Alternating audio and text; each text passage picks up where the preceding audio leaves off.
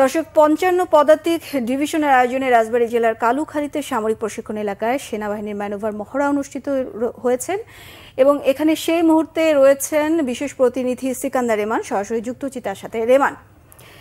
রেমান, সমাপনী বক্তব্যে প্রধান উপদেষ্টা কি বক্তব্য রেখেছেন আর মহড়ার সবশেষ বিস্তারিত আমাদের জানাবেন। জি, ধন্যবাদ বিপাশা। মহড়া এর মধ্যে শেষ হয়েছে। প্রধান উপদেষ্টা তিনি বক্তব্য দিয়েছেন। মূলত যারা এই প্রশিক্ষণে অংশ নিয়েছেন তাদের উদ্দেশ্যে তিনি বক্তব্য দিয়েছেন। তিনি বাংলাদেশ সেনাবাহিনীকে সর্বদা দেশপ্রেমে উদ্বুদ্ধ হয়ে দেশের কল্যাণে, দেশের সার্বভৌমত্ব রক্ষায় কাজ করার কথা তিনি বলেছেন।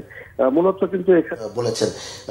কিন্তু এখানে ৫৫ পদাতিক ডিভিশনের আয়োজনে এই রাজবাড়ী জেলায় সামরিক এই প্রশিক্ষণটি হয়েছে। এটিকে ম্যানুভার অনুশীলন বলা হয়। প্রধান এবং বিমান বাহিনীর প্রধান এখানে উপস্থিত ছিলেন।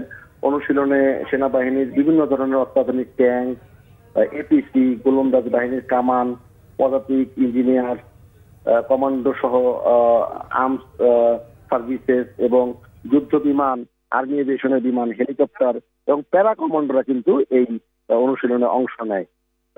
সেনাপ্রধান, যেটি আপনি প্রশ্ন করেছিলেন, সেনাপ্রধান বলেছেন যে প্রশিক্ষণই সর্বোত্তম কল্যাণ এবং এই মন্ত্রে উদ্বুদ্ধ হয়ে সময়োপযোগী এবং আধুনিক প্রশিক্ষণের মাধ্যমে এই যে সেনাবাহিনীর যে দক্ষতা সেটি আরো বাড়াতে হবে দেশের সার্বভৌমত্ব রক্ষায়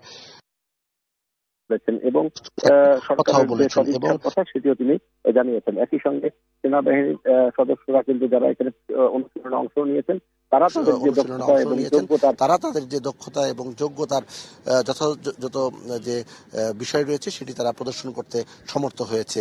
তো ঘণ্টাব্যাপী এই অনুশীলন শেষ হয়েছে।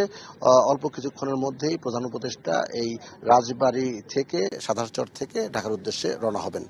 এই হচ্ছে এখান থেকে সবশেষ অবস্থা। ধন্যবাদ আপনাকে।